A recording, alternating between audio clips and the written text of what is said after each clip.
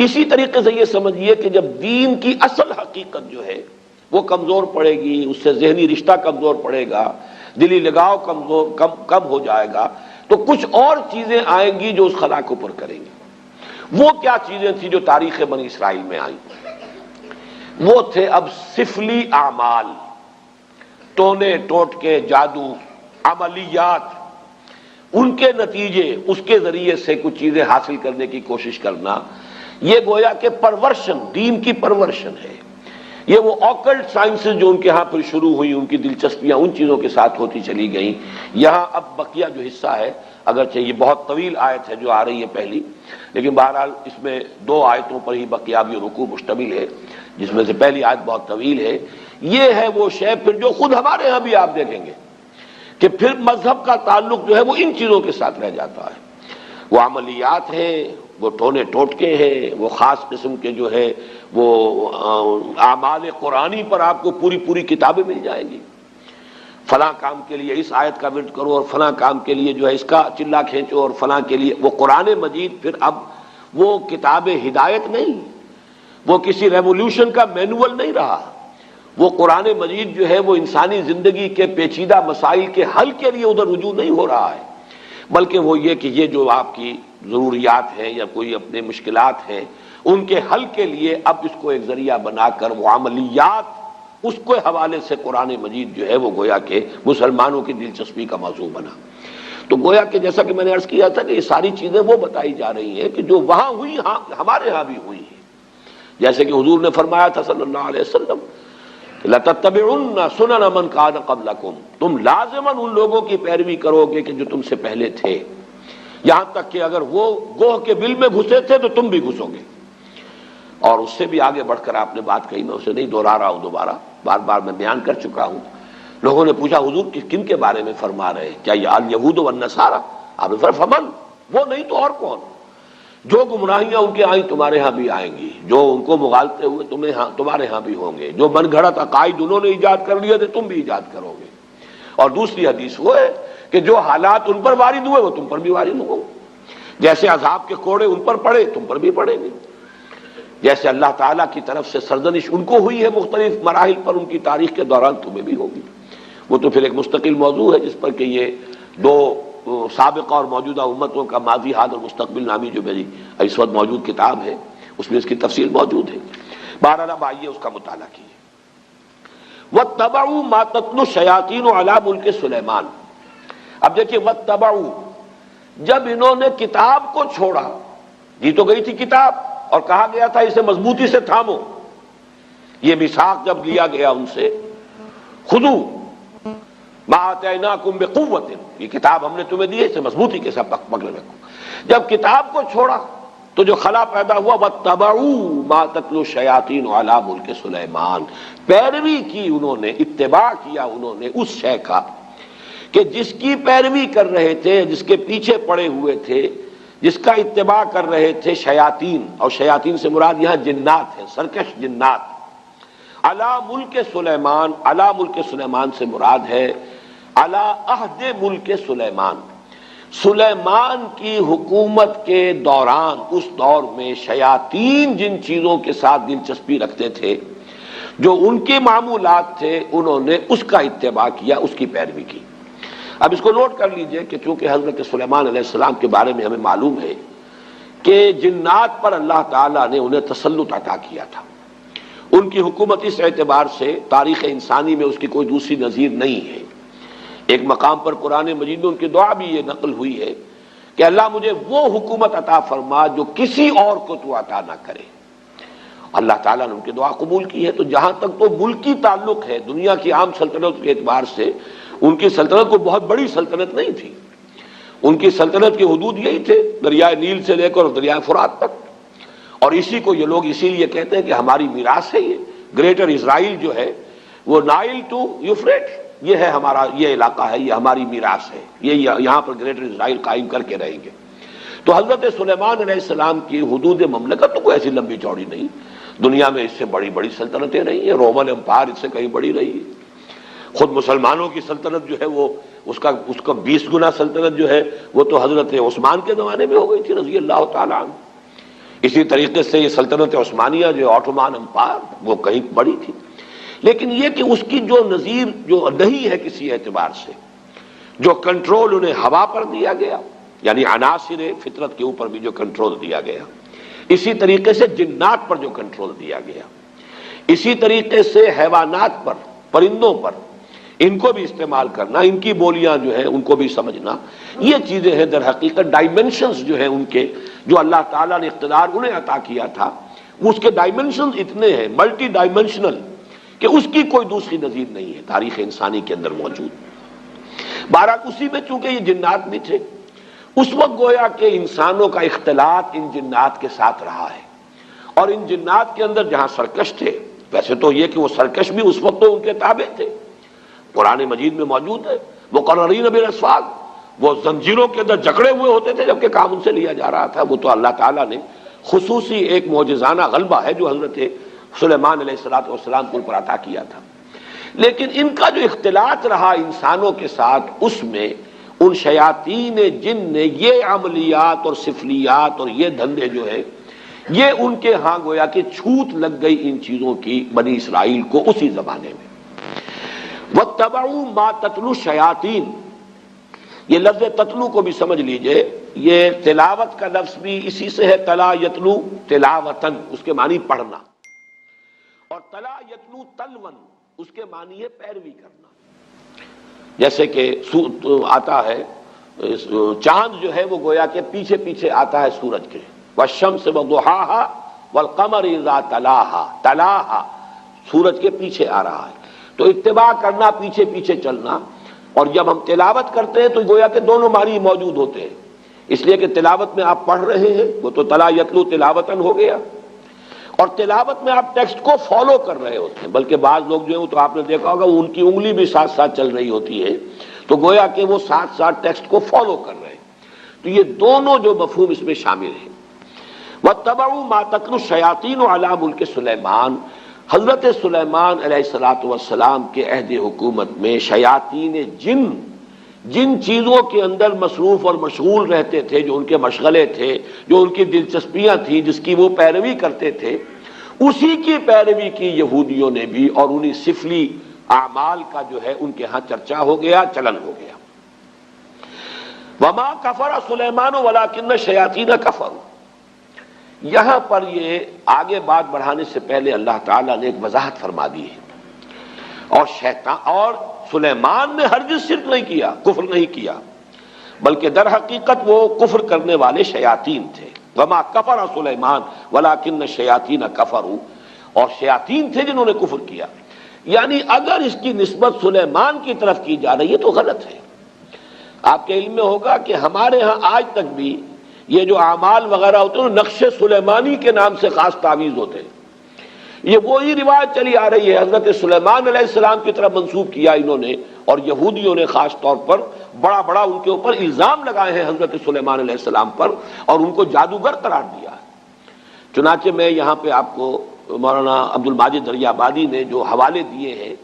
سلاطین جو ایک یعنی جو چیپٹر ہے تورات کا، اس میں حضرت سلیمان کے بارے میں یہ الفاظ موجود ہیں، اور جب سلیمان بوڑھا ہوا تو اس کی جوروؤں نے اس کے دل کو غیر معبودوں کی طرف مائل کر دیا، اور اس کا دل اپنے خدا کی طرف سے کامل نہ تھا۔ یہ بات حضرت سلیمان کے بارے میں تورات کہہ رہی ہے، معاذ اللہ۔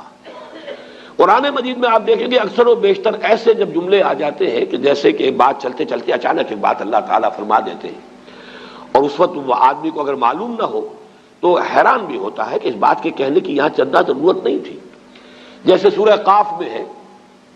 ہم نے آسمان اور زمین اور جو کچھ ان کے مابین ہے 6 دنوں میں پیدا کیا، وما مسنا من لغوب، اور ہمیں کوئی تکان نہیں طاری ہوئی، ہم پر کوئی تکان طاری نہیں ہوئی۔ مسلمان اس کو پڑھتے ہوئے حیران ہو جائے گا کہ کون شخص ہوگا جو یہ گمان کر سکتا ہے کہ اللہ کو تکان بھی لاحق ہو سکتی ہے۔ تو ایسی بات کی تردید کی ضرورت کیا ہے؟ یہ بات کھلتی کب ہے؟ جب آپ تورات پڑھیں، وہاں لکھا ہوا ہے کہ اللہ تعالیٰ نے آسمان اور زمین 6 دن میں پیدا کیے اور 7ویں دن آرام کیا۔ اب یہ جو آرام کا تصور ہے، یہی ہے در حقیقت ویکینڈ جو چلا آ رہا ہے ان کے ہاں، یہ 6 دن کام کرو 1 دن آرام کرو، یہ تصور پوری مغربی تہذیب کا ویکینڈ کا تصور یہ ہے کہ اللہ نے بھی آسمان اور زمین 6 دن میں پیدا کیے اور پھر 7ویں دن جو ہے اس نے آرام کیا، گویا کہ تکان لائق ہوئی۔ وہاں پر اب وہ چلتے چلتے وَلَقَدْ خَلَقْنَا السَّمَاوَاتِ وَالْأَرْضَ وَمَا بَيْنَهُمَا فِي 6 أَيَّامٍ وَمَا مَسَّنَا مِن لُغُوبٍ، ہمیں کوئی تھکان طاری نہیں ہوئی۔ اسی طرح کا معاملہ یہاں ہے کہ چونکہ تورات کے مرتبین نے یہ سب کچھ کیا ہے، حضرت سلیمان علیہ السلام کے بارے میں تو میں آپ کو ایک اور جملہ سناتا ہوں، کیونکہ امام طبری نے اپنی اس جو ان کی علامہ ابن جریر طبری نے اپنی تفسیر میں اس کو نقل کیا ہے، وہ بھی میں سناؤں گا، لیکن ایک دوسرا اور بھی قول جو مولانا عبد الماجد دریابادی نے نقل کیا ہے، سو از بس کہ اس کا دل خداوند اسرائیل کے خدا کی جانب سے برگشتہ ہوا، اس لیے خداوند سلیمان پر غضبناک ہوا، اور اس نے اسے حکم دیا تھا کہ وہ اجنبی معبودوں کی پیروی نہ کرے، پر اس نے اپنے خداوند کے حکم کو یاد نہ رکھا۔ وہی کنگز سلاطین نامی جو چیپٹر ہے اولڈ ٹیسٹمنٹ کا، اسی سے یہ دونوں میں نے آپ کو حوالے سنائے ہیں۔ اس کی نفی ہے جو قرآن نے یہاں کیا ہے، وَمَا كَفَرَ سُلَيْمَانُ وَلَٰكِنَّ الشَّيَاطِينَ كَفَرُوا۔ سلیمان تو ہمارے بندے، ہمارے نبی اور ہمارے پسندیدہ بندے، ان کی طرف اس طرح کی نسبت کرنا جو ہے یہ غلط ہے۔ یہ شیاطین تھے، وہاں جنات تھے، اس وقت چونکہ رہا اختلاط، انہوں نے یہ سارا جو ہے کفر پھیلایا، اور یہ سارے سفلی علوم جو ہے وہ ان کے ذریعے سے یہودیوں کے اندر سرایت کر گئے۔ یہاں میں علامہ ابن جریر طبری کا بھی حوالہ آپ کو سنا دوں۔ قال بعض احبار الیہود، علامہ ابن جریر فرماتے ہیں کہ یہود کے بڑے بڑے علماء میں سے بعض نے یہ کہا ہے،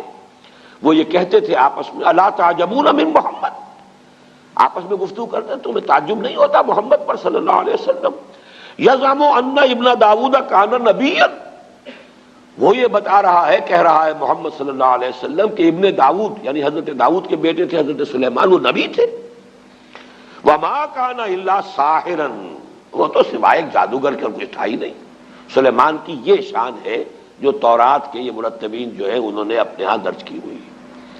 تو اس کی نفی قرآن مجید نے یہاں کی ہے۔ جہاں جہاں موقع ملتا ہے، جو بھی پردے ڈال دیے گئے تھے انبیاء کی سیرت و کردار پر، یا داغدار کر دیا گیا تھا، قرآن مجید نے ان داغوں کو، دھبوں کو دھویا ہے، اور اس کا بھی ایک خاص سبب تھا اصل میں، کیوں بنی اسرائیل نے اپنے انبیاء کی سیرتوں کو داغدار کیا، اس کا سبب بھی سمجھ لیجئے۔ دیوانہ بکار خیش ہوشیار یہ بغیر کسی سبب اور بغیر کسی مقصد کے نہیں تھا۔ جب ان کے علماء کے اندر اخلاقی زوال آیا، انحطاط آیا، اب لوگ ان پر انگلیاں اٹھاتے تھے کہ تم اتنے بڑے عالم ہو کر، اتنے بڑے مذہبی رہنما ہو کر، یہ تمہاری حرکت۔ انہوں نے اپنے دفاع میں نبیوں کے اوپر اس طرح کے چھینٹے اڑا کر کہ یہ تو ہوتا ہی ہے، جب نبی ایسے تھے تو اگر ہمارے ذریعے سے کچھ ہو گیا تو کون سی بڑی بات ہو گئی، ہم تو پھر نبی بھی نہیں ہیں۔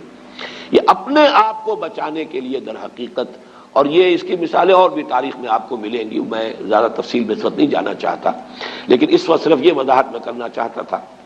کہ وما کفر سلیمان ولکن الشیاطین کفروا یعلمون الناس السحر، وہ لوگوں کو سحر سکھاتے تھے۔ اب یہ سحر جو ہے، جو کہ شریعت محمدی صلی اللہ علیہ وسلم میں یہ کفر ہے، آگے آ جائے گا، اس کی وضاحت کی گئی ہے۔ جادو ہے تو حقیقت، لیکن جادو کرنا کفر ہے، اگرچہ اس میں اختلاف ہمارے بعض فقہا کا ہے کہ آیا سیکھا بھی جائے یا نہ جائے،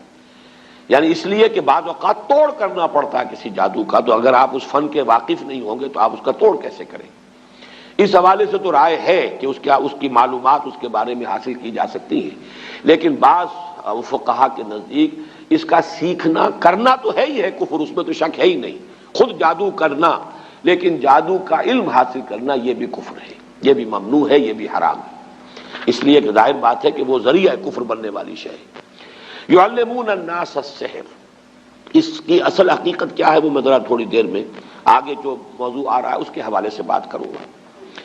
وما انزل علی الملکین ببابل ہاروت و ماروت، یہ ماں جو ہے اس کا عطف ہے واتبعوا ما تتلو الشیاطین، وہ ماں جو آیا تھا انہوں نے پیروی کی اس شے کی جو شیاطین جن جس مشغلوں کے اندر مصروف رہے تھے، ان کی پیروی کی اسی ماں پر، وما یعنی جو انہوں نے پیروی کی تھی ان کی، کہ جو حضرت سلیمان علیہ السلام کے زمانے میں شیاطین جو کچھ سکھاتے تھے اس کی پیروی کی،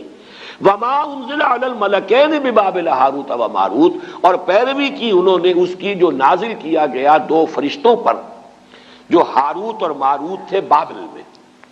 یہاں پہلے میں چاہتا ہوں کہ جو مختلف آراء ہیں وہ بیان کر دوں۔ یہ ملکین جو ہے لام کے زبر کے ساتھ، یہ ہے ہماری جو معروف اور مشہور قرات ہے، دو فرشتے۔ لام کی زیر کے ساتھ اس کے معنی ہو جائیں گے دو بادشاہ۔ یہ دونوں قراتیں سلف میں موجود ہیں۔ جو لوگ اس کو ملکین پڑھتے ہیں اس کا مطلب یہ ہے کہ بابل کے دو بادشاہوں کا ذکر یہاں ہو رہا ہے کہ ان کا یہ شغل تھا، جو بھی تھا، جس کا تذکرہ میں بعد میں کروں گا کہ کیا شغل تھا، لیکن ابھی صرف یہ نوٹ کر لیجئے کہ ہمارے ہاں کی مشہور قرات ملکین ہے، اور تقریباً مفسرین کا اجماع اس پر ہے کہ ملکین ہے، یہ فرشتے ہیں دو کہ جو بابل میں اتارے گئے تھے۔ وما انزل علی الملکین ببابل ہاروت و ماروت، اگر تو ملکین پڑھا جائے اس کو دو بادشاہ تو پھر اشکال بہت سے رفع ہو جاتے ہیں، پھر بہت سی چیزیں جو ہیں جو مسائل اس میں پیدا ہوتے ہیں تفسیری، ان کا حل ہو جاتا ہے۔ لیکن جیسا کہ میں نے عرض کیا، اگرچہ یہ قرات ہمارے ہاں ہے لیکن اکثر مفسرین کا اجماع یہی ہے کہ یہ ملکین ہی ہے اور یہ مراد اس سے فرشتے ہیں۔ بابل در حقیقت قدیم نام ہے ملک عراق کا، پورے ملک کا نام بھی بابل، اور اس کا جو صدر مقام تھا وہ بھی بیبیلونیا، وہ بھی بابل تھا۔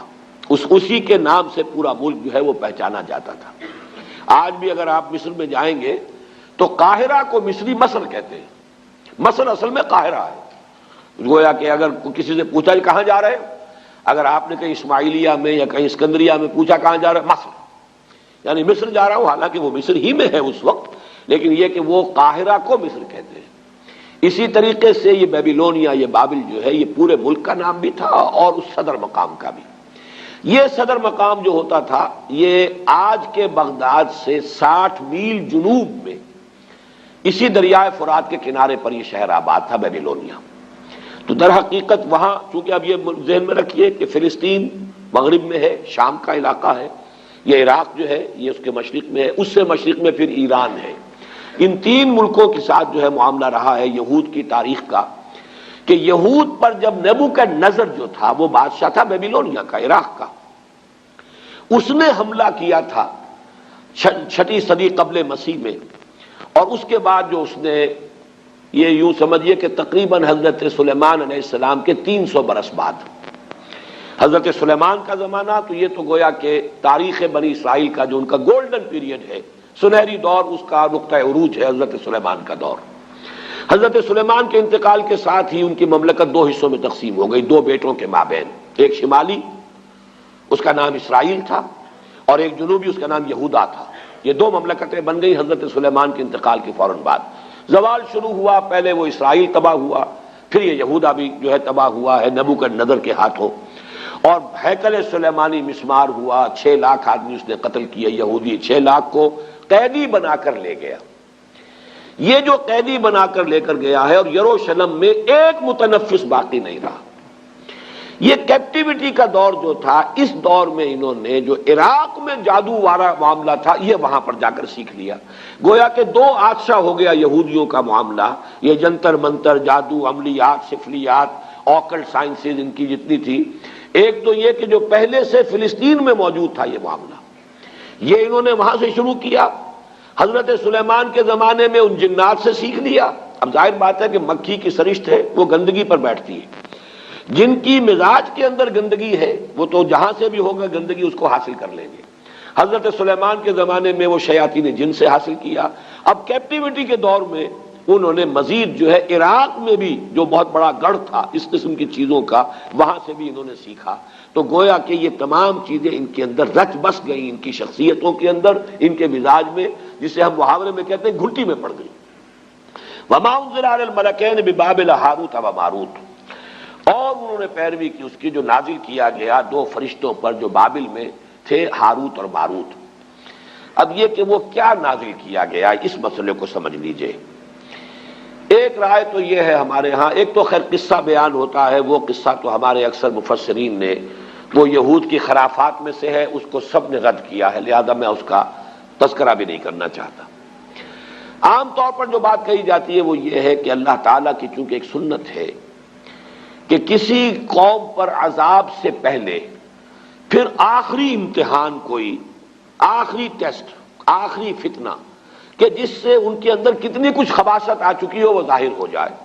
اس کے لیے آزمائش کے لیے اللہ تعالیٰ مختلف صورتیں پیدا فرماتے ہیں. جب ان کے ہاں ان چیزوں کا رواج بہت ہو گیا تو اللہ تعالیٰ نے 2 فرشتوں کو انسانی شکل میں بھیجا، اور وہ فرشتے جو ہیں وہ ان کو کچھ وہ جادو وغیرہ کی تعلیم دیتے تھے، لیکن کہہ دیتے تھے دیکھو یہ کفر ہے، ہم فتنہ ہیں، مت سیکھو. لیکن یہ کہ اگر سیکھنا چاہتے ہو تو ٹھیک ہے، اگر تمہاری طلب یہی ہے، تاکہ معلوم ہو جائے کہ ان کی طلب کس شے کی ہے، ان کی اپنی فطرت کس درجے مسخ ہو چکی ہے. اتمام حجت کے لیے کہ بات واضح ہو جائے، جیسے کہ قرآن مجید میں آتا ہے مختلف مواقع پر کہ اللہ تعالیٰ ان کی رسی دراز کر رہا ہے. کیوں کر رہا ہے؟ تاکہ جو ان کا خبث باطن ہے پورے طور پر ظاہر ہو جائے، تاکہ پھر یہ پوری طرح سزا کے مستوجب ہو جائیں، مستحق ہو جائیں. جو سزا ملے وہ واقعتاً ثابت ہو کہ یہ ان کی خباثت اسی درجے کی تھی کہ اتنی سزا انہیں ملنی چاہیے تھی.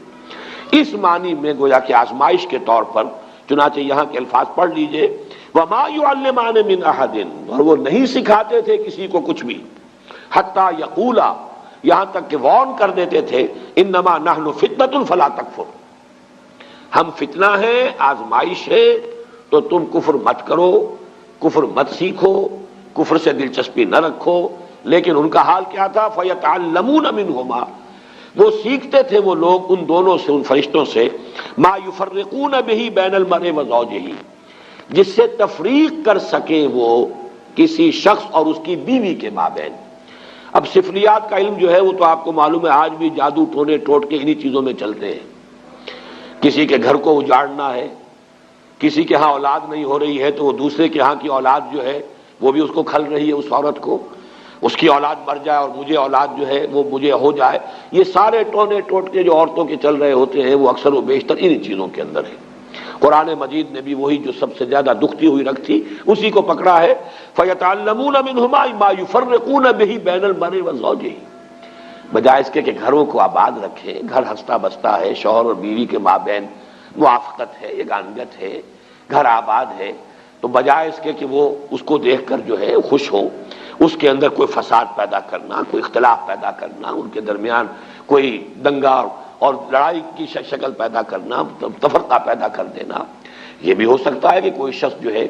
کسی عورت کی سے خود شادی کا خواہش مند ہو اور اس کے لیے اس نے یہ سارے جو ہے ہتھ کنڈے کیے ہو. ما یفرقون بھی، اب بھی جو تعویذ بکتے ہیں محبوب قدموں میں آ کر گرے گا، تو وہ تو تعویذ جو ہے وہ انہی چیزوں کے لیے، تو وہ یہ تعویذوں گنڈوں کا کام جو ہے سب سے زیادہ جو اس میں ہاٹ کیکس کی طرح بکنے والے ہیں وہ تو ظاہر بات ہے اسی دھندے سے متعلق ہے. وما هم بضارین بہ من احد الا باذن اللہ، حالانکہ نہیں تھے وہ ضرر پہنچانے والے کسی کو اس کے ذریعے سے مگر یہ کہ اللہ کے حکم سے. توحید کا تقاضا یہ ہے کہ کسی شے میں کسی تاثیر کو مستقل نہ مانا جائے جب تک کہ اللہ کا اذن نہ ہو. کسی شے میں تاثیر ہونا یہ اور چیز ہے. اللہ تعالیٰ نے آگ میں تاثیر رکھی ہے کہ وہ جلاتی ہے، لیکن اس کا جلانا بالفعل اللہ کے اذن پر منحصر ہے. اللہ نہیں چاہے گا نہیں جلائے گی آگ. تو اگر آگ سے اس کی صفت منفک ہو سکتی ہے، جدا ہو سکتی ہے، تو ظاہر بات ہے اور چیزیں جتنی بھی ہیں ان میں تاثیرات تو ہیں، لیکن ان تاثیرات کا بروئے کار آنا، بالفعل نتیجہ خیز ہونا اللہ کے اذن کے بغیر نہیں ہے. چونکہ یہود جو ہے وہ توحید کے مدعی ہے، اور یہ ماننا پڑتا ہے دنیا میں جتنی توحید ان میں رہی ہے، باقی آپ مسلمانوں کے معاملے کو چھوڑ دیجئے، وہ تو پھر ایک یعنی آخری امت ہے اور جس طریقے سے تکمیل ہوئی ہے اور دین کی حفاظت کا اللہ نے انتظام کیا ہے تو وہ معاملہ علیحدہ ہے. باقی مسلمانوں کو، اس امت محمد صلی اللہ علیہ وسلم کو علیحدہ کر دیجئے تو تاریخ انسانی میں توحید کا اتنا چرچا کسی قوم میں نہیں رہا جتنا یہود میں رہا، اس میں کوئی شک نہیں. ان کے ہاں وہ شرک کی وہ دوسری آلائشیں جو ہے توہمات شرک کم آئے ہیں، لیکن یہ کہ ان معاملات کے اندر اللہ تعالیٰ نے اسی لیے حوالہ دیا کہ توحید کے اگر قائل تھے تو اس کا تو نتیجہ یہ نکلنا چاہیے کہ کسی شے میں کوئی تاثیر بغیر اذن رب اس کا کوئی ظہور نہیں ہو سکتا، نتیجہ خیز نہیں ہو سکتی. لہذا ان معاملات کے اندر دلچسپی لینا در حقیقت توحید کے منافی ہے. وَيَتَعَلَّمُونَ مَا يَضُرُّهُمْ وَلَا يَنفَعُهُمْ، اور وہ سیکھتے تھے وہ چیزیں جو انہیں نقصان پہنچاتی تھی، فائدہ نہیں پہنچاتی تھی. وَلَقَدْ عَلِمُوا لَمَنِ اشْتَرَاهُ مَا لَهُ فِي الْآخِرَةِ مِنْ خَلَاقٍ، حالانکہ وہ خوب جانتے تھے کہ جو کوئی بھی ان چیزوں کو اختیار کرے گا، خریدے گا، ان سے دلچسپی رکھے گا، اس کا آخرت میں کوئی حصہ نہیں۔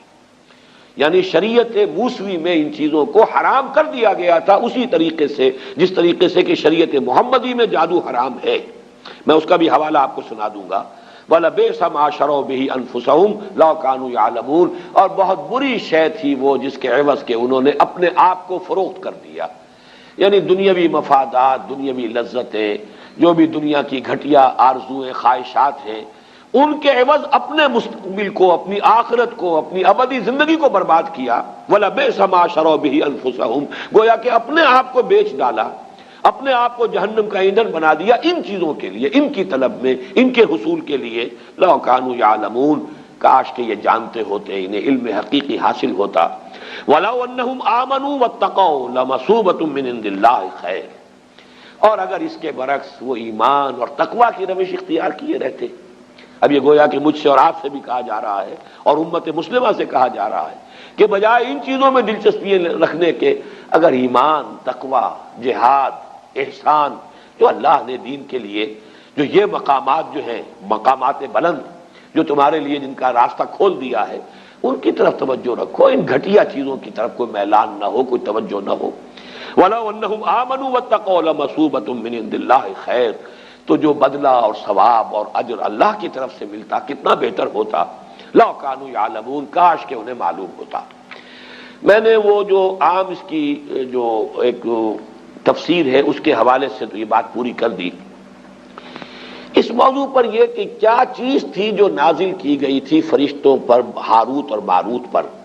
اگر انہیں فرشتے ہی مانا جائے جیسا کہ اکثر مفسرین کا اجماع ہے۔ اس موضوع پر میں سمجھتا ہوں کہ مولانا امین احسن اصلاحی صاحب نے جو رائے ظاہر کی ہے وہ بہت مضبوط ہے، قوی ہے، اور وہ یہ ہے کہ اصل میں ایک علم وہ بھی ہے جسے ہم کلمات کی تاثیرات کا علم کہتے ہیں، روحانی اثرات، جیسے مادی چیزیں ہیں، میٹر ہے، فزیکل کمپاؤنڈز ہیں، کیمیکل کمپاؤنڈز ہیں، ہر شے کی اپنی پراپرٹیز ہیں، ان کی تاثیرات ہیں۔ ایسی کلمات کے بھی کچھ خواص ہیں، جیسے آپ کو معلوم ہے ساؤنڈ ہے، آواز ہے، اس کی اپنی ایک تاثیر ہے۔ ایک آواز ہے کہ جس سے طبیعت کے اندر انشراح پیدا ہو جاتا ہے، خوشی ہوتی ہے۔ آخر یہ موسیقی میں کیا ہوتا ہے؟ وہی آواز ہے، کسی اور آہنگ میں آئی ہے، دل افسردہ ہو جاتا ہے، غم کی کیفیت طاری ہو جاتی ہے آواز۔ آواز ہی کی تاثیر وہ بھی ہے، آواز ہی کی تاثیر یہ بھی ہے۔ اسی طریقے سے کلمات، ان کی کچھ تاثیرات ہیں۔ ایک تو معنی ہے، اس لفظ کے یہ معنی ہے، اس لفظ کے یہ معنی ہے، اس لفظ کے یہ معنی ہے، اس لیے کہ ہم نے ان الفاظ کو وضع کیا ہے کچھ چیزوں کا مسمى بنا کر، یہ گھڑی ہے، یہ اینک ہے۔ لیکن یہ کہ ان کلمات کی کوئی روحانی تاثیرات بھی ہیں بالفعل، ان کا انکار نہیں کیا جا سکتا۔ ان تاثیرات کا استعمال ہے کہ جو ان اعمال کے اندر ہوتا ہے، ان تاثیرات کو، ان کی جو ظاہر بات ہے کہ اسی کو غلط استعمال جادو کی شکل میں ہوتا ہے، انہی کلمات کا استعمال ہے، ان کے اندر تاثیرات ہیں، ان کا ایک استعمال جادو کے لیے ہو رہا ہے۔ لیکن ایک زمانے میں ضرورت پیش آتی ہے، مختلف دور میں، جیسا کہ ہندوستان میں بھی ہمیں معلوم ہے کہ ایک حد تک یہ علم بھی دیا گیا یا لوگوں نے حاصل کیا دشمنوں کا اور مخالفوں کا توڑ کرنے کے لیے۔ ہندوستان میں جوگی، سنیاسی، انہوں نے جو بھی نفسیاتی ایکسرسائزز کی ہوئی تھی، جس طرح کی جو بھی چلہ کشی کی ہوئی تھی، اس سے جو بھی لوگوں کے اوپر اپنی روحانیت کا ایک جو ہے وہ فسوطاری کیا ہوا تھا، روب ڈالا ہوا تھا۔ اب ظاہر بات ہے کہ اس روب کو توڑے بغیر یہاں ہمارے صوفیہ اسلام کی تبلیغ نہیں کر سکتے تھے، لہذا انہوں نے ان چیزوں کا علم حاصل کیا ایک درجے میں، اور ان کو حاصل کر کے اور پھر ان کا جو ہے مقابلہ کر کے انہیں اس میدان میں بھی شکست دی، اور اس کے بعد یہ ہے کہ ان کے لیے راستے کھل گئے کہ پھر انہوں نے دین کو سمجھا اور دین کی طرف آئے، اور جو اصل دین ہے اس کی تعلیم بھی ان تک پہنچ گئی۔ اسی طریقے سے آپ کو معلوم ہے ہندوستان میں یہ قوالی کا رواج کیوں ہوا؟ ہندو مزاج کے اندر یہ موسیقی جو ہے وہ ان کے مذہب کے ساتھ گندھی ہوئی ہے، رچی بسی ہوئی ان کے مزاج کے اندر، اس کے حوالے سے وہ ان کی پوری عبادات بھی جو ہے وہ بھجن ہے یا جو اور جس طریقے سے ہے، وہ ان کے ہاں اس درجے ان کی طبیعت ثانیہ بن چکے تھے کہ اس ذریعے سے ان تک بات پہنچانے کے لیے کچھ لوگوں نے اس راستے کو بھی اختیار کیا۔ اگرچہ وہ شروع میں جو یہ قوالی ہوتی تھی اس میں یہ مزامیر نہیں ہوتے تھے، انسٹرومنٹل میوزک نہیں تھا، وہ صرف یہ کہ ظاہر بات ہے کہ وہ میوزک جو اللہ تعالیٰ نے انسان کی اپنی آواز میں رکھ دیا ہے، جس کے لیے فرمایا گیا کہ قرآن مجید کو مزین کرو، زین القرآن باصواتکم، قرآن مجید کو اچھی سے اچھی آواز میں خوش الحانی کے ساتھ پڑھو تاکہ قرآن مزین ہو جائے۔ قرآن کے اندر جو اس کا صوتی آہنگ ہے اس کی اپنی تاثیر ہے۔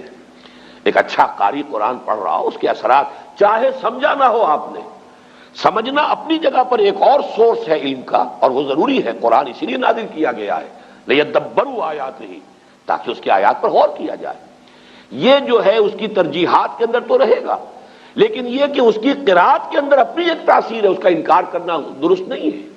اگر اس کی کوئی تاثیر نہ ہوتی تو اتنی تاکید نہ ہوتی۔ من لم یتغن بالقرآن فلیس منا، جو قرآن مجید کو اچھی آواز سے حسن صوت سے نہیں پڑھتا وہ ہم میں سے نہیں ہے، اس درجے تاکید۔ بلکہ جیسا کہ حضرت ابو موسیٰ اشعری رضی اللہ تعالیٰ عنہ کی تحسین فرمائی حضور نے کہ ایک رات آپ مدینے میں گلیوں میں جب آپ کچھ گشت فرما رہے تھے تو حضرت ابو موسیٰ اشعری رضی اللہ تعالیٰ عنہ وہ تہجد کی نماز میں قرآن پڑھ رہے تھے، اور اس اللہ تعالیٰ نے انہیں ایسی آواز دی تھی کافی دیر تک حضور وہاں کھڑے سنتے رہے۔ ظاہر بات ہے مکان تو ایسے تو نہیں تھے ہمارے، وہ تو ایک ایک کسی کا کمرہ، ایک ایک کوئی کوٹھڑی ہوتی تھی، حجرات تھے، اس کے اندر جو بھی وہ پڑھ رہے تو باہر گلی میں سنائی دے رہا ہے۔ صبح فجر میں جب ملاقات ہوئی ہے تو پھر حضور نے حضرت ابو موسیٰ سے پھر یہ فرمایا، یا ابا موسیٰ انک قد اوتیت مزمارا من مزامیر آل داؤد، اے ابو موسیٰ آپ کو تو تمہیں تو اللہ تعالیٰ نے آل داؤد کے سازوں میں سے ایک ساز عطا کیا ہے، یہ ساز جو ہے گلے میں تمہارے یہ ساز ہے، تو یہ جو فطری ساز تھا اصل میں اس کا استعمال کیا گیا تھا، اور اس کے ذریعے سے اس کا بہترین استعمال کیا گیا، بعد میں پھر اس کے اندر اضافے ہوتے چلے گئے۔ وہ میں موجودہ قوالی کو نہیں کہہ رہا، بلکہ جو آغاز تھا قوالی کا وہ اس انداز میں ہوا۔ اسی طریقے سے گویا کہ کچھ کلمات کی تاثیر اور اس کے جو خواص ہیں ان کا کوئی علم تھا جو ایک زمانے میں ان کو دیا گیا ہے، ورنہ جادو کے بارے میں تو جیسا کہ میں نے عرض کیا، یہ کتاب استثناء جو ہے، یعنی فلسطین میں صحرائے سینا میں جبکہ ابھی تھے بنی اسرائیل، حضرت موسیٰ علیہ السلام ساتھ تھے، اس وقت انہیں جو ہدایات کی گئی تھی ان میں سے یہ ہے، جب تو اس ملک میں جو خداوند تیرا خدا تجھ کو دیتا ہے پہنچ جائے تو وہاں کی قوموں کی طرح مکروہ کام کرنے نہ سیکھنا، تجھ میں ہرگز کوئی ایسا نہ ہو جو اپنے بیٹے یا بیٹی کو آگ میں چلوائے۔ اب دیکھیے یہ عمل آج بھی روافظ کے ہاں یہ آگ پر چلنے کا جو رواج ہے، بعض جو ہے اس طرح کے کرتب دکھائے جاتے ہیں، اور ظاہر بات ہے جو حالات جو ہیں اس سے آپ متاثر ہوتے ہیں، آگ کے اوپر انگاروں کے اوپر چل رہے ہیں۔ یہ اعمال کہاں سے چلے آ رہے ہیں؟ یہ حضرت موسیٰ علیہ السلام کو حضرت مسیح سے 1400 برس قبل یہ بتایا جا رہا ہے، تجھ میں ہرگز کوئی ایسا نہ ہو جو اپنے بیٹے یا بیٹی کو آگ میں چلوائے، یا فال گیری یا شگون نکالنے والا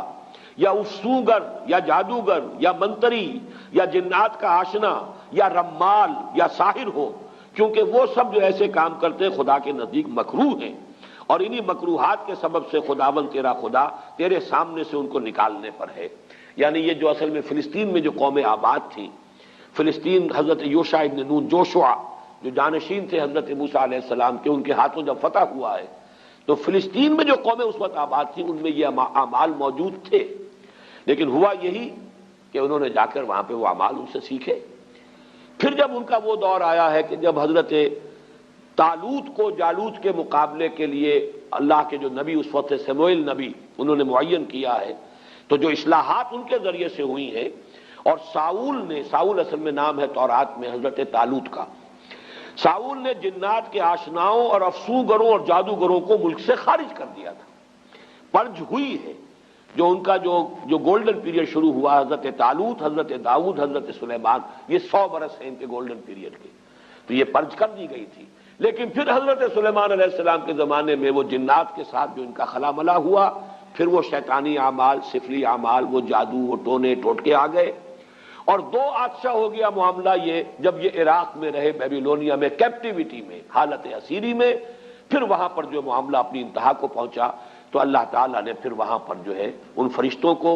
جو معروف تفسیر ہے اس کے مطابق فتنہ بنا کر بھیجا، اور دوسری رائے جو مولانا اصلاحی صاحب کی ہے کہ اصل میں وہ فرشتوں پر جو چیز نازل کی گئی تھی بہرحال وہ ساحری جادوگری نہیں ہو سکتی،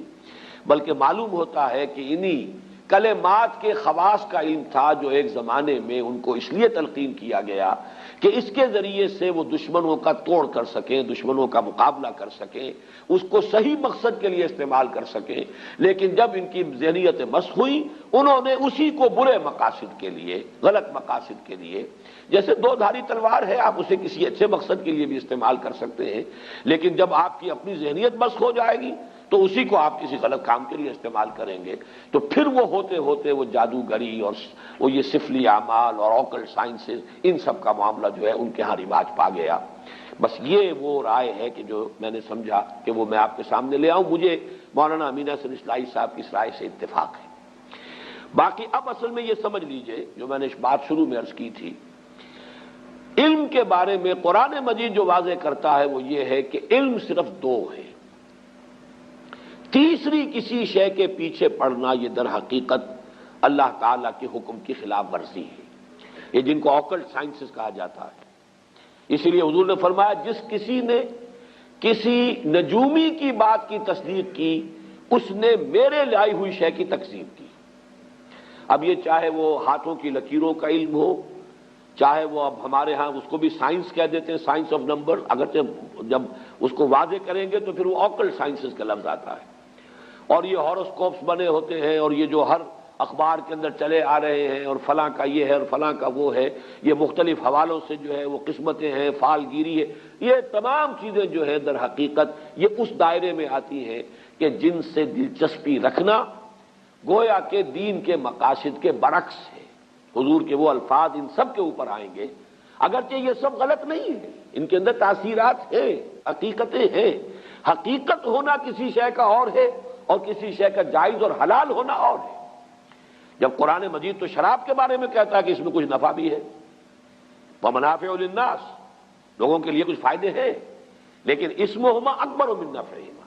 ان کا گناہ کا پہلو جو ہے وہ ان کے نفع کے پہلے سے جوئے کا بھی اور شراب کا بھی وہ زیادہ ہے، لہذا وہ حرام کر دیے گئے۔ تو اسی اعتبار سے ان تمام چیزوں کے اندر جو بھی کوئی تاثیر ہے، کوئی ایفیکٹ ہے، کوئی ہے واقعتاً، وہ اپنی جگہ پر اس کی آپ نفی نہ کریں، لیکن ان سے دلچسپی رکھنا، اس کے پیچھے لگنا، اس میں یقین رکھنا، یہ چیزیں جو ہے پھر انسان کے اندر جس طرح کا ایک وہمی سا مزاج پیدا کر دیتی ہیں، پھر اس کے اندر سے وہ عمل کی جو ایک قوت ہے اور ایک ارادہ اور عزم، اس کو جس طریقے سے دیمک جو ہے لکڑی کو کھا جاتی ہے، اس طریقے سے یہ دلچسپیاں پھر انسان کے اندر سے اس عزم اور ارادے اور جد و جہد اور عمل، اس سے انسان کو جو ہے بیگانہ کر دیتی ہیں۔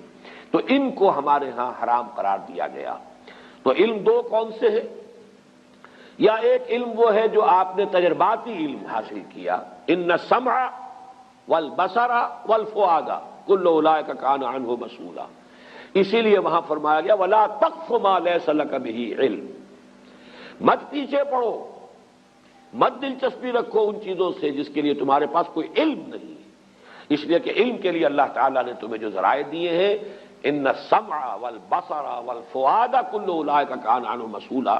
اور اس مرتبہ جو منتخب نصاب کا درس میں نے مکمل کیا ہے، میں واضح کر چکا ہوں اپنی رائے کہ فؤاد کا ترجمہ جو عام طور پر دل کیا گیا مجھے اختلاف ہے۔ میرے نزدیک فؤاد جو ہے در حقیقت وہ یہ عقل ہے۔ فائدہ ہوتا ہے کسی شے سے کوئی شے اخذ کر لینا۔ آپ نے دیکھا ہوگا پرانے زمانے کی کتابوں میں کوئی چیز لکھی گئی، اس کے بعد فے کا ایک نشان ڈال کر اب کوئی آگے جملہ آ رہا، فے یعنی فائدہ۔ اس بات سے یہ ایک نتیجہ یہ نکل رہا ہے، اس کو پلے باندھتے چلو، یہ فائدہ جو ہے یہاں سے حاصل کر لو پھر آگے بڑھو، تو وہ فے لگا ہوتا فائدہ کے لیے۔ فائدہ کیا ہے کہ آپ نے جو بھی سینس ڈیٹا آپ کو حاصل ہوا اور آپ نے اس کو پروسیس کر کے اسے نتیجہ نکالا، یہ ہے در حقیقت یہ فؤاد کا کام ہے۔ یہ ہے انسان کا ایکوائرڈ نالج، اکتسابی علم۔ دوسرا علم ہے وحی کا جو اللہ کی طرف سے گیون ہے، یہ ریویلڈ نالج ہے، اس کے لیے ہم قرآن اور سنت، اس لیے کہ سنت کو ہم سمجھتے ہیں کہ وحی جو ہے وحی جلی بھی ہے، وحی خفی بھی ہے۔ حضور صلی اللہ علیہ وسلم کو قرآن بھی دیا گیا ہے اور اللہ تعالیٰ کی طرف سے آپ کو اور بھی وحی خفی ہوتی تھی، اور وہ آپ کو جو سنت سے جو چیز ثابت ہو جائے گی یا وہ ہے اور یا پھر وہ شے جو ہمارے تجرباتی علوم اور ہماری عقل اور ہماری سمع اور بصر کے نتیجے میں جو چیز حاصل ہوئی۔ یہ دو علم ہیں. ولا تقف ما ليس لك به علم ان السمع والبصر والفؤاد كل اولئك كان عنه مسؤولا. یا علم ہے قرآن اور سنت کا علم، یا اس سے استنباط، اس سے استدلال. عقل یہاں بھی لگے گی. اجتہاد جو ہے وہ عقل ہے. قرآن اور سنت کی بنیادی جو چیزیں ہیں ان سے استنباط کرنا، استدلال کرنا، قیاس کر کے نئی صورتحال کے بارے میں حکم جو ہے اس سے نکالنا، یہ عقل کا استعمال ہو جائے گا. لیکن سورسز یا ریویل نالج، وحی خفی وحی جلی، لیکن وحی خفی نبی کی، کسی اور ولی اللہ کی وحی خفی جو ہے وہ حجت نہیں ہے. کوئی بڑے سے بڑا ولی ہو، بڑے سے بڑا اس کا کشف ہو، بڑی سے بڑی اس کو جو ہے وہ بشارت ہو گئی ہو، دین میں حجت نہیں ہے. حجت اللہ کی کتاب اور اس کے رسول صلی اللہ علیہ وسلم کی سنت. اور ادھر ان السمع والبصر والفؤاد، ان دو کے علاوہ تیسرا یہ سارا دائرہ جو ہے، یہ چاہے اپنی جگہ پر اس میں کوئی تاثیرات ہیں، حقیقت ہے، لیکن یہ کہ یہ چیزیں جو ہے ممنوع ہیں، جس کو کہ یہاں پر کفر کے درجے میں کہا گیا وما کفر سلیمان ولکن الشیاطین کفروا. اور جو آخری الفاظ تھے وَلَقَدْ عَلِمُوا لَمَنِ اشْتَرَاهُ مَا لَهُ فِي الْآخِرَةِ مِنْ خَلَاقٍ. میں نے آپ کو کتاب استثناء ڈیوٹرانومی کا وہ اقتباس بھی سنا دیا ہے، جو حضرت موسیٰ علیہ السلام کے زمانے میں انہیں کہہ دیا گیا تھا کہ ان چیزوں کی طرف نہ جانا، ان سے دلچسپی نہ لینا. ان کے علم میں تھا یہ کہ جو کوئی بھی ان چیزوں سے دلچسپی رکھیں گے، ان کی پیروی کریں گے، ان کے درپے ہوں گے، ان کا آخرت میں کوئی حصہ نہیں. وَلَبِئْسَ مَا شَرَوْا بِهِ أَنفُسَهُمْ. لیکن انہوں نے ان چیزوں میں مشغول ہو کر، ان میں دلچسپی لے کر برا انجام اپنے لیے خرید لیا، اپنی جانوں کو فروخت کر دیا بڑی بری شے کے لیے. لَوْ كَانُوا يَعْلَمُونَ. کاش کہ انہیں معلوم ہوتا. وَلَوْ أَنَّهُمْ آمَنُوا وَاتَّقَوْا لَمَثُوبَةٌ مِّنْ عِندِ اللَّهِ خَيْرٌ. اور اگر وہ ایمان اور تقوی کی روش پر قائم رہتے تو اللہ کی طرف سے اجر و ثواب بہت بہتر رہتا. لَوْ كَانُوا يَعْلَمُونَ. کاش کہ وہ جانتے.